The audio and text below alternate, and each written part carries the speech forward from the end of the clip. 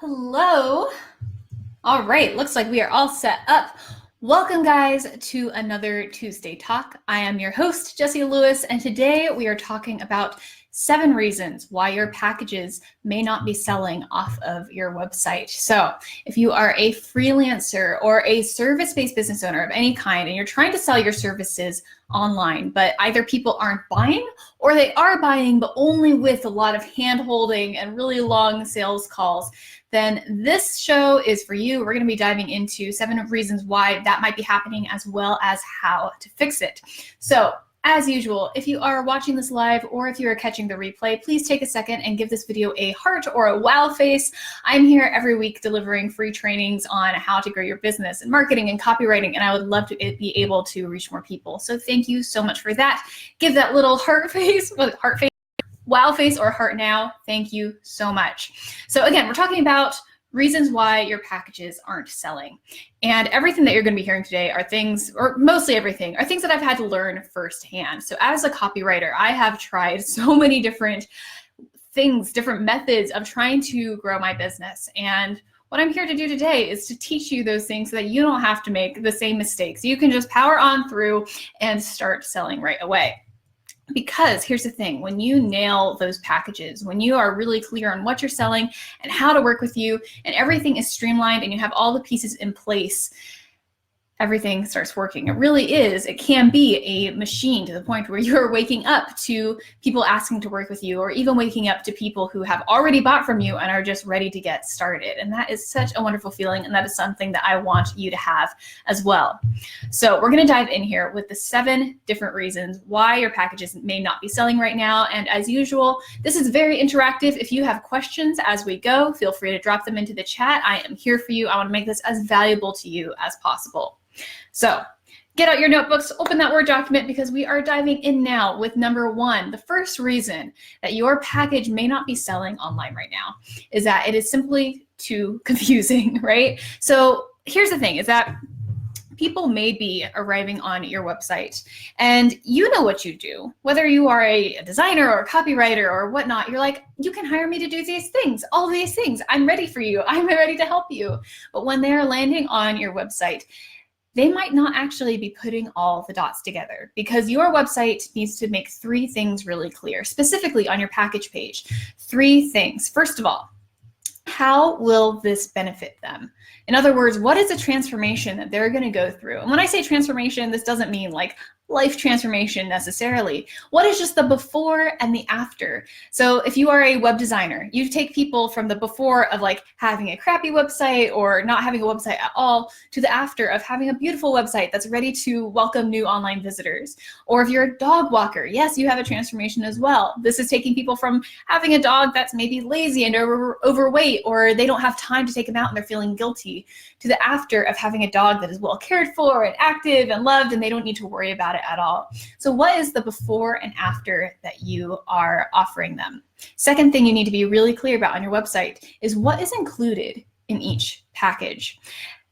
A mental shift that I want to challenge you to make, if you haven't yet, is to switch from services to productized services. Have you guys heard this term before? Productized services is where you are selling your service essentially as a product. It's the difference between saying like, hire me to design your website, that would be the service language, to buy this complete website design package. It's tangible. It's as if they're entering a store and they can buy your service right off of the shelf, right? They know what's included, they know who it's for, they know what they're going to get.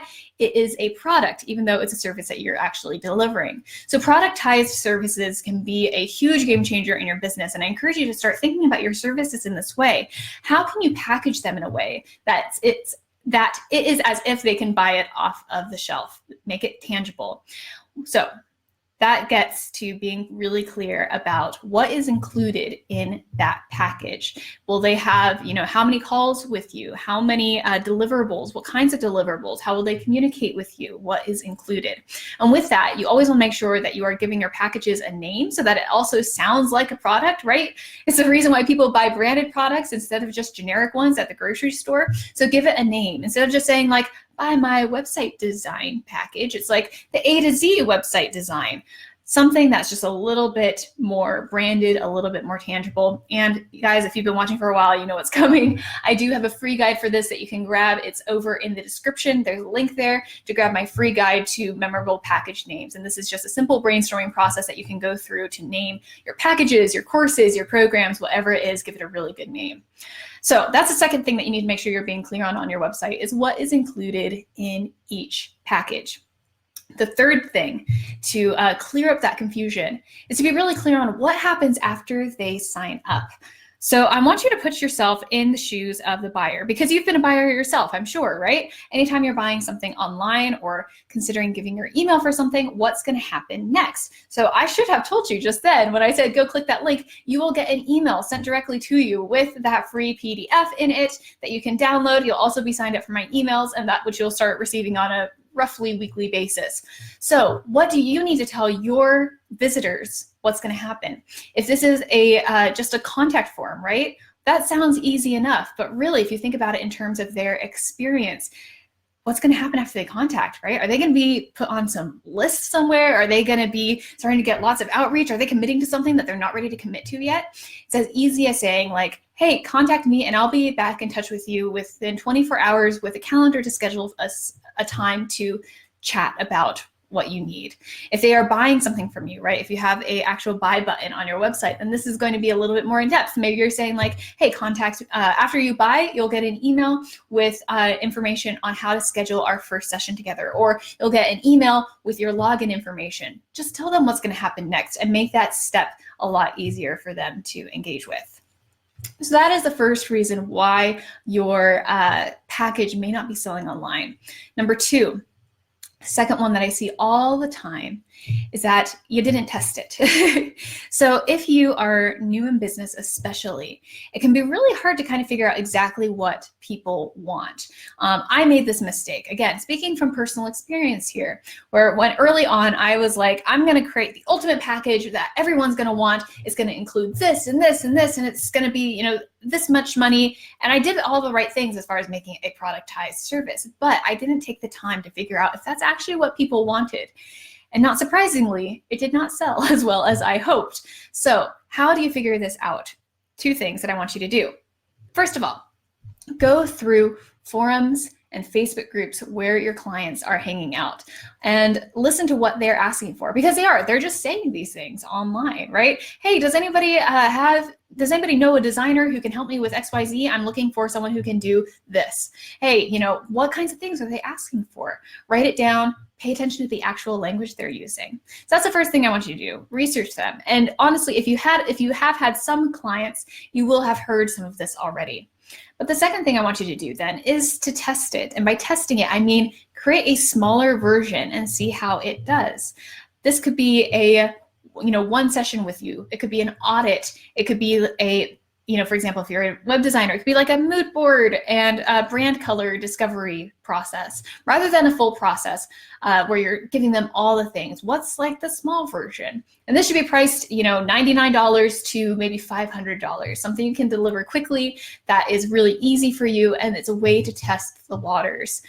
This will do two things for you. First of all, it'll tell you what people are interested in. And second of all, it will actually bring people into your ecosystem, because people are much more likely to buy from people they've already bought from. If you can get them to buy something small, likely they'd be interested in buying the bigger version. Once you've validated that this is something that people want, you can then start building that into a bigger package. So number two is that you didn't test it. Make sure you're testing it, figuring out what people actually want. If you have questions as we go, once again, feel free to drop them into the comments, but we are charging forward here because we've got 7 different things to get through, and I'm really excited to share these with you. So number 3, the third reason why I believe many people are not selling their packages online is that they're actually offering too much. This really comes down to niching, and too much could look like a lot of different things. Either you're offering too many different kinds of services, or you're offering one service, but you have too many different packages. What I want you to do is to ask yourself, what do I want to be known for? And then you need to go all in on that. And you can expand out from there. But the point here is to get known for something so that you can get traction. If you can think of how word of mouth actually happens, because that is how you're going to be building your business at first and in the long run, is word of mouth, people recommending you. If you can imagine in a Facebook group, somebody says like, hey, I'm looking for someone to design my website. Does anyone have any recommendations? A person in there might know you and they might know a couple other people, but you have said, oh, I can design a website and I can design Facebook graphics and I can, do branding and, I'm just a designer. And somebody else has said, I am a website designer who helps small businesses. Guess who's going to get recommended? It's going to be the person who specializes. So what do you want to be known for? Get really clear on that. And with that, make packages that are really closely aligned with that. Another thing that I see a lot of is, here you can buy 1 session with me, or you can buy 5 sessions with me, or 5 sessions plus a workbook, or 5 sessions and a workbook plus a 2-week program after that. That can work, but the big question is which one is right for them? What is the reasoning behind having these different options beyond just, I want different price options? Those should be targeted toward different stages, right? If they pay just, $100, they're going to get a small result. If they pay more, they're going to get a bigger result or a different kind of result. So be really clear with your package strategy, what those different packages are, and don't overwhelm them with options. So number 4, we're powering through here. 4th reason why your packages may not be selling online is that they're kind of the same as everyone else's, right? If you are like, hey, I can do this thing, and so can all the 50 people over here, what is it that makes yours different? There's lots of different ways to differentiate your offering, and just a couple of them.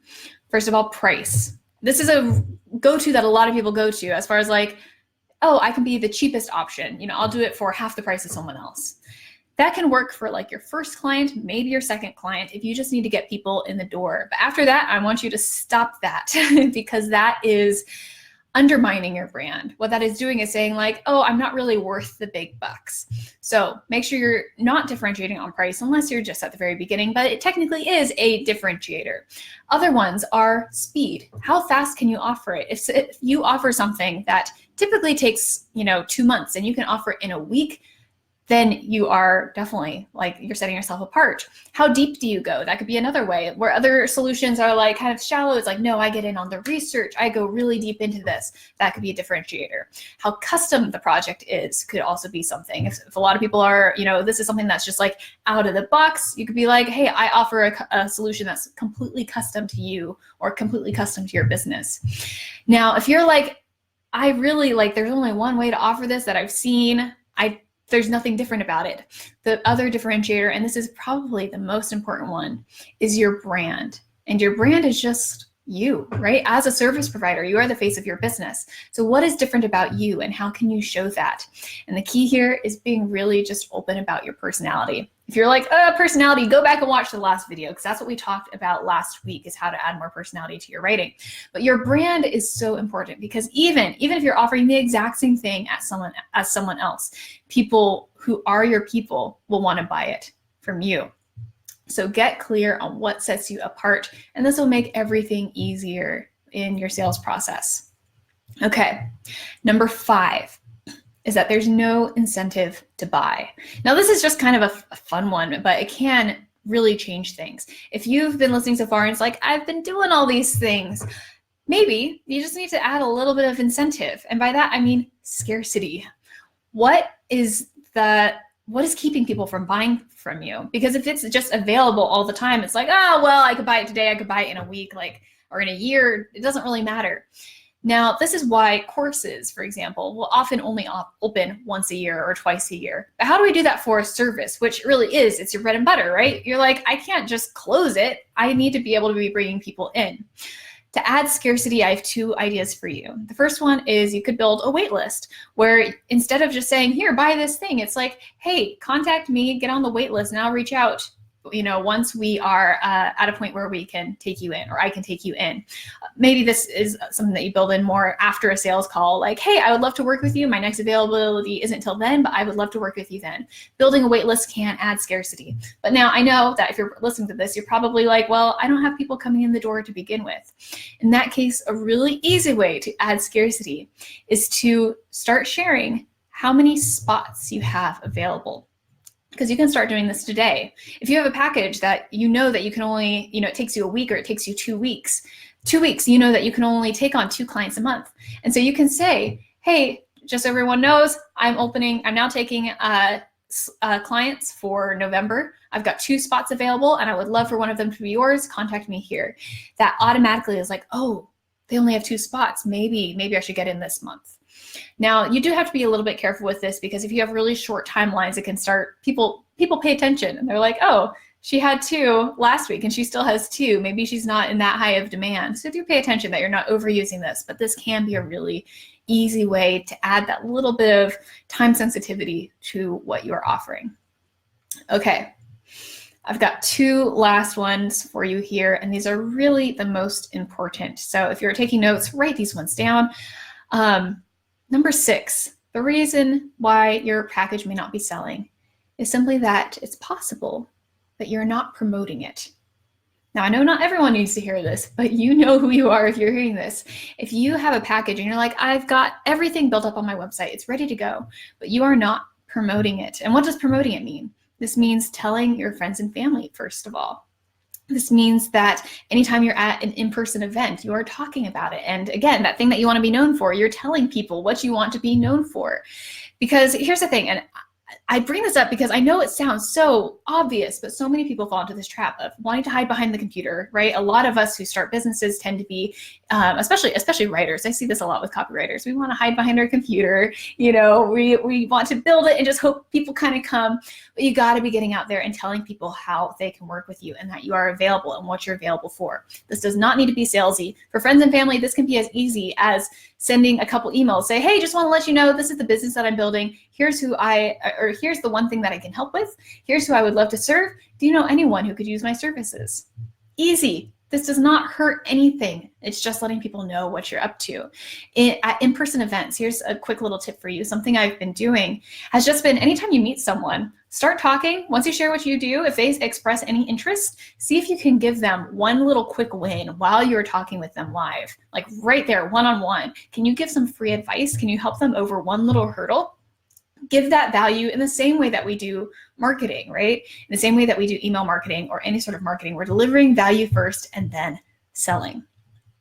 Which also reminds me is the third one. So friends and family, building personal relationships, and then also marketing yourself online. Are you growing an email list? Do you have people who are in your circle who are regularly hearing from you, whether it's email or social media or whatever it is? Are you doing something? Where are you promoting yourself? Now, last one here, number 7, the 7th reason why people may not be buying your packages is that you are simply selling too much. And I know this sounds kind of counterintuitive to the last one that I said, kind of counter, but it's not. Are you selling too much in ratio to how much value you're offering? Because here is the thing. A lot of people are like, okay, I've got an email list, and now I'm just going to keep talking about what I offer and keep staying top of mind so that when they're ready to buy, they'll have received an email from me last week that is offering them to buy something from me. But that just comes off as desperate. So what you need to be doing is making sure you are regularly delivering value to your readers, to the people in your network. If you want some hard numbers, I would just say 2 to 1. For every 2 pieces of maybe 2 valuable emails where you're teaching something, you have earned 1 email where you can promote a service or a product that you're launching, right? If you can increase that ratio, even better, 3 to 1, 4 to 1. I just think of it as every week I am delivering free, valuable content. And when I need to, every now and then, I will promote my thing. And that keeps an ongoing audience. You need to be delivering value in order to be able to sell. So make sure that you are not selling too much, because that is going to be driving people away. Those are my 7 tips. Once again, we'll run through them really quick. The first reason why people may not be buying your packages is that it's too confusing. Second is that you didn't test it. Number 3, got too many services or too many offerings. Number 4 is you sound exactly the same as everyone else. You haven't gotten clear on what makes you different, even if that's just your brand, your personality. Number 5 is that there's no incentive to buy. Instead, you need to add in some scarcity. Number 6, you're not promoting it the way that you know that you should. And number 7, you might be promoting it too hard and instead need to be adding in more value. So Once again, if you guys have questions, whether you are catching this live or in the replay, feel free to drop them into the comments. I always monitor these videos and I am happy to answer them for you. And then final reminder, if you are working on building your packages, or if you are like, yeah, productized services, that's my game, I really like that, then make sure you have a good name for those. And make sure you can grab the Memorable Package Names Guide. This is something that I put a lot of time into putting together. It's a system that I personally have used in order to come up with package names for myself and for clients, and I hope that it is useful for you.